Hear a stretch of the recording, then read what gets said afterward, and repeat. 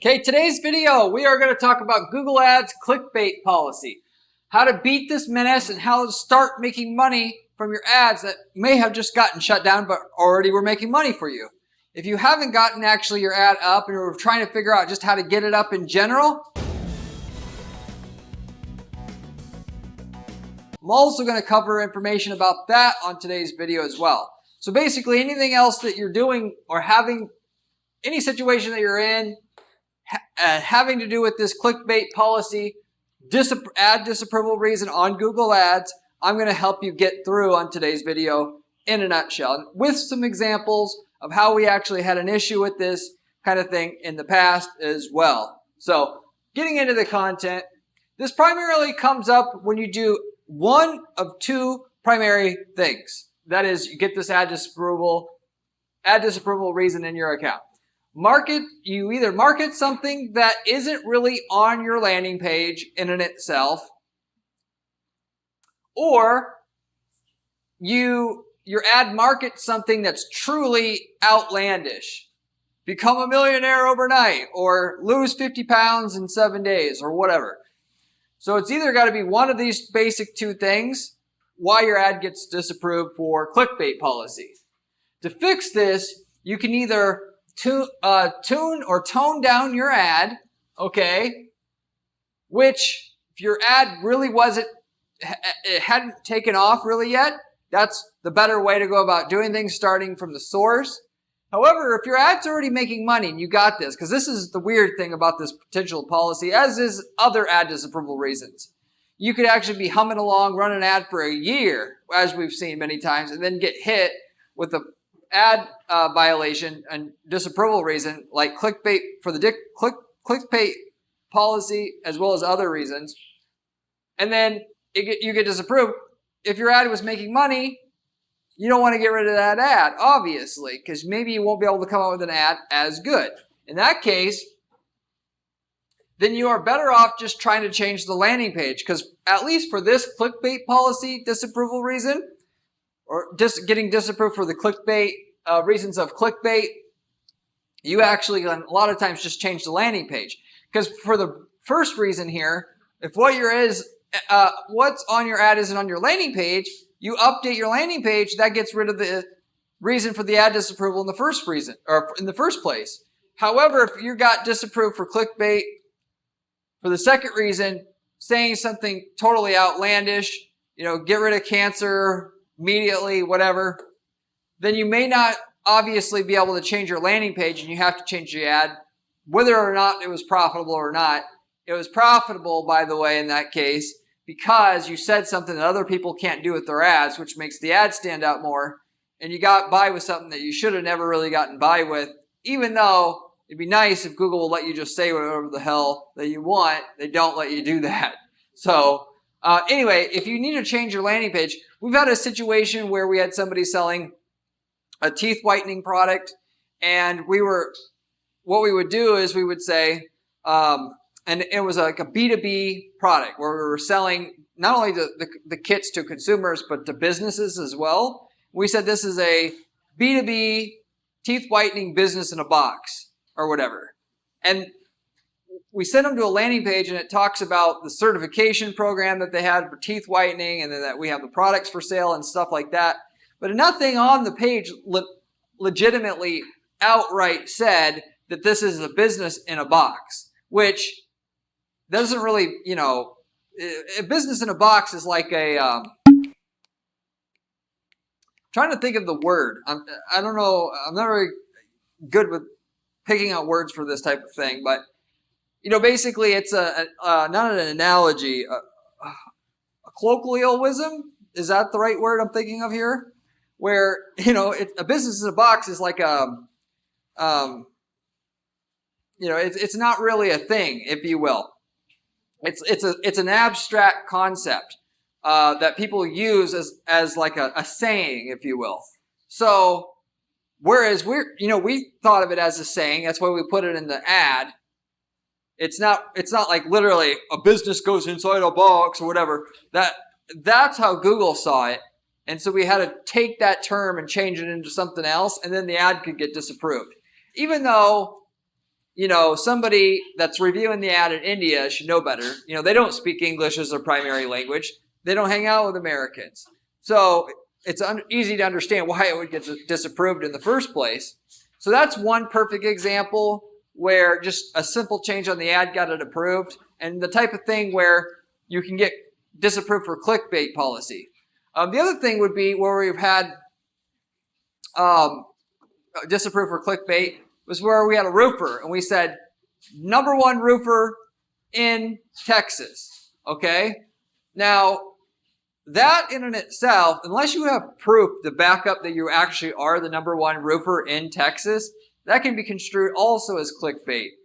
So and in that case, if you are going to file for an appeal, and you could say why you're justifying that, then you can get your ad reapproved. So that could be one angle to go with it. But obviously, #1, see, us marketers are great at, having one foot in the door of something legitimate and one door not, or one foot in the step of something legitimate, one step not. In that, you could say you're #1 roofer in Texas.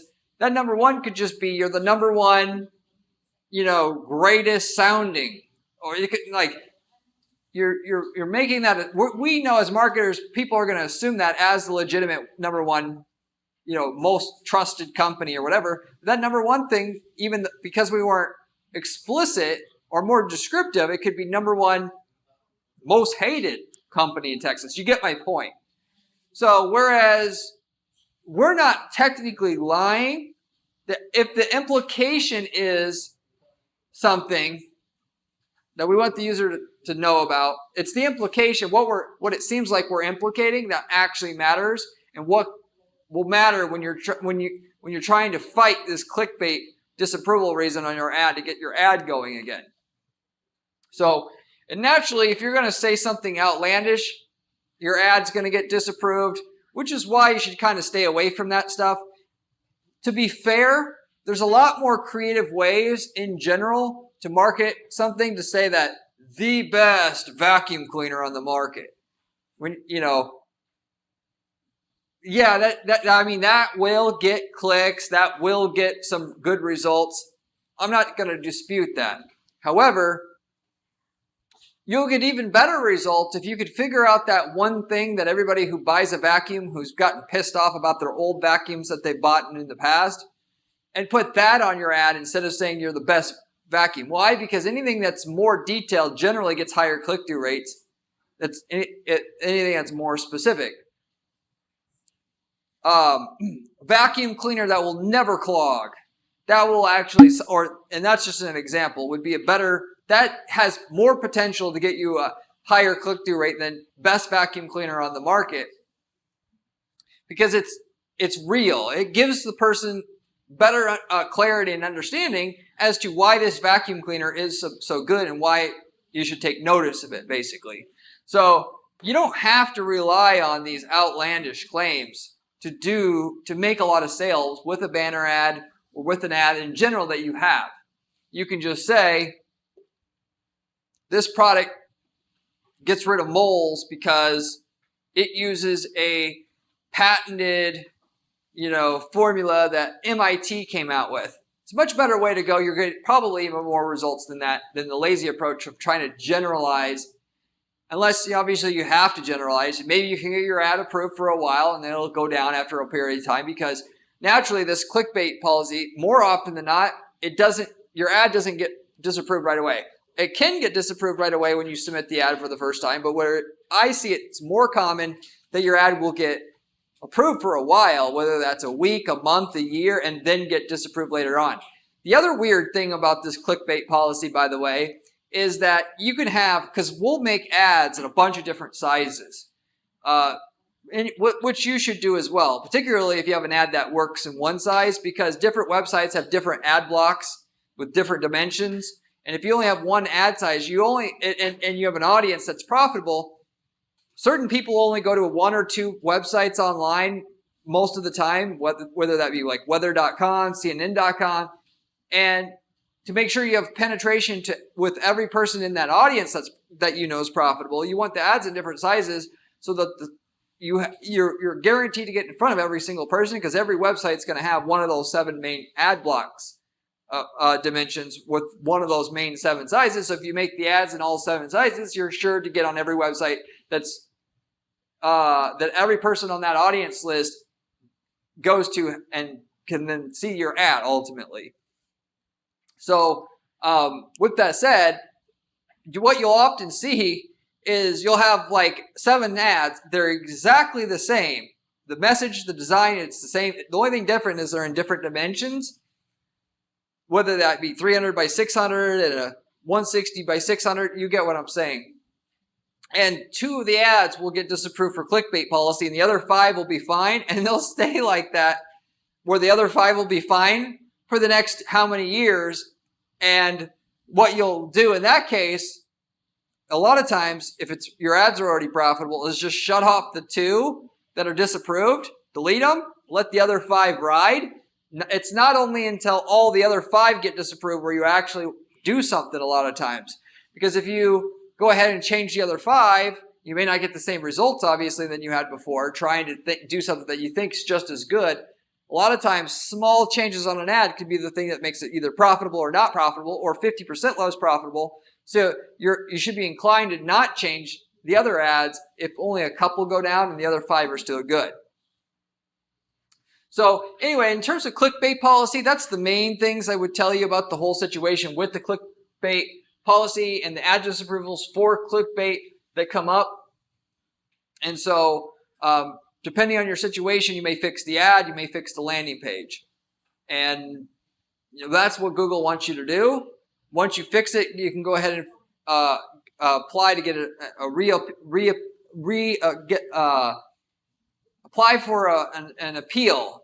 With that, by the way, it will be better if you've had results on your campaigns and you have no other choice but to submit a new ad, to make the try to make a change on the existing ad that you have with the data behind it versus uploading a new ad, if it's possible. And then submit an appeal. If you can't do that naturally, then you're just going to upload a new ad, like with a banner ad, and just hope it gets approved this time. Unfortunately, if you get disapproved for clickbait on your ad, any subsequent ads that you upload later on are going to be looked at harder than what they would without getting hit with any clickbait policies at all before. It raises the alertiveness of the person who reviews your ads as a whole. Or, obviously it's not just one person who reviews your ads. It's whoever's, assigned to your account that day to review if it's a human reviewer. Or, obviously they have AI reviews as well. I can scan text on an ad and review ads that way. But you get what I'm saying. It's like they have notes on the account. When a human reviewer sees something, they're going to see all the notes of everything that's been disapproved before, and then they're going to look a little harder than they would otherwise. So you're going to have to do a little bit more to avoid getting hit with the clickbait policy once you've already gotten hit once. That's why a lot of times, like I said, you'll have, you'll be able to run your ads for a year with actually violating that clickbait policy before you even get hit, because the account, nobody's looking that hard at your account. When you have an account like mine where you have hundreds and hundreds of ads, because I want to have different ads for different audiences, even if it's the same ad, I'm going to create different ad groups to target different audiences so I can control my budget and control the results more. There's so many ads for them to look through. It's hard for anybody,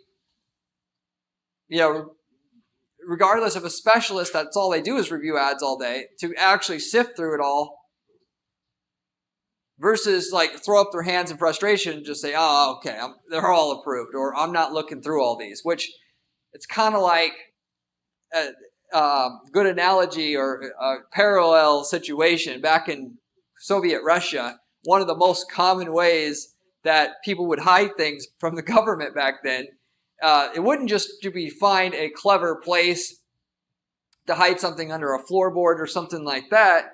They would actually, they'd fill up a closet full of random junk. And then they would throw whatever they want to hide inside that closet with all the junk. So if any Soviet officers would want to actually search the place. They open up the closet and there's 10 million things in there. The human mind can't even wrap their head around it. That's so basically hiding something in plain sight. You have 1,000 ads in there. That one ad with the clickbait policy is probably never going to get noticed. Just as a side, I hate to advocate for, on Google's platform to do stuff that is gray area like this, but it is what it is. So with that said, if you have any questions about this clickbait policy or any other ad related question, leave me a comment below. I get back to every single person who leaves me a question or comment on the comment section, usually within 24 hours. I'll try to use my 15 years of ad experience to put you on the right track with what you're doing, or at least as best as I can. If you are looking for a channel to subscribe to that's going to give you working information that'll go on to make you millions of dollars a year in revenue and furthermore profit for your company, running ads for your business, this is the sole channel you want to subscribe to more than any other channel, given the information I'm giving you on this channel is coming straight from the source, from somebody who just does ad testing and strategy as my 40-hour-a-week job at our firm, where I'm doing ad testing on dozens and dozens of different ad accounts on an ongoing basis, not just Google, Facebook, and so on and so forth. So the information I'm going to give you is just anecdotes about what works and what doesn't work. Therefore, you're getting information straight from the source. Most of the other channels you find, they're going to be people that don't really run ads, whether they're making money off of YouTube ad revenue or they're selling courses. They're not really running ads like you may think they are, or they run an advertising firm and don't really get their hands dirty or manage a couple accounts, don't have way broad-based experience testing to see if things work, not just on a small scale basis, but over many, many different niches and markets. So this is the most relevant information I promise you're going to find out about how to make money with ads. So you should subscribe, and you should subscribe now already. Furthermore, you also can check out my blog at guaranteeppc.com/blog, where on this channel I have high-level information about what stuff works and what doesn't work. On my blog, I have step-by-step advice on specific strategies you can follow that will make you money, that are proven to work, guarantee results for our clients, that are our go-tos, and with screenshots, with the whole shebang. So if you like the channel, you're going to also like my blog. It's even more helpful, as you will most likely find, as most people find.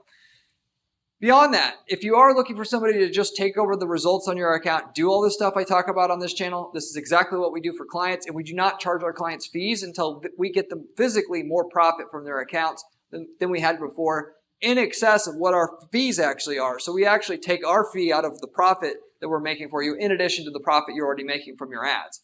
There is no catch other than we got to know we can get great results on your stuff up front, and therefore we're picky about our clients.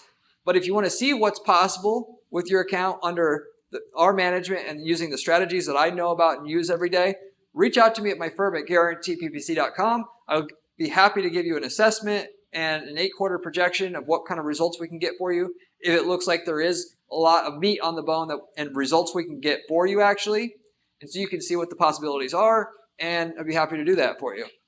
As a side, if you are not looking to work with an ad agency like mine, but you want to get results, we still have ad templates that you can use. We've worked in over 100 different niche markets in the last 10 years of running Guarantee PPC, of which if we worked in your niche market, you'd be doing yourself a huge favor just to buy out our templates for a certain niche market, whether that be plumbing, foundation repair, selling printer toner, whatever, because we got everything figured out for your niche market already and can tell you the results we're getting, which you'll know if those results are better or worse than what you're getting already, of which you literally have the exact ads, landing pages, campaign templates, everything that works to get those results in your market to copy and paste into your account. It doesn't get any easier than that in terms of getting results for your accounts, more so than what you have already, of which we can tell you the results you'd get with it up front. We've got people that use these templates to start whole other businesses, which makes starting a business so easy at that point in time, because the hardest part about starting a business, generally speaking, is just getting the ad campaign working right and to where it will make money after expenses. So we got people starting e-commerce businesses in other countries. Or I've got a country that sells a person that sells, let's say, printer toner in country A. You want to sell printer toner in country B. You can use that guy's campaign in your other country that you want to target, and it's turnkey because what works in one country will work in the other, obviously, and you can get printer toner from China really easy. Or if you want to start a lead generation business, we got campaigns that generate rock bottom lead costs in a whole ton of different niches, of which you get one of those campaigns going, you could sell the leads to other people in those niches and have a really good passive income business going for your business, going for yourself as well. So there's all kinds of opportunity there as well. You can reach out to me at my firm at guaranteeppc.com again if you're interested in that. But with that said, I'll wrap everything up with that. Hopefully you enjoyed this video, and I hope to see you in my next video where we have another great strategy for you then. See you later.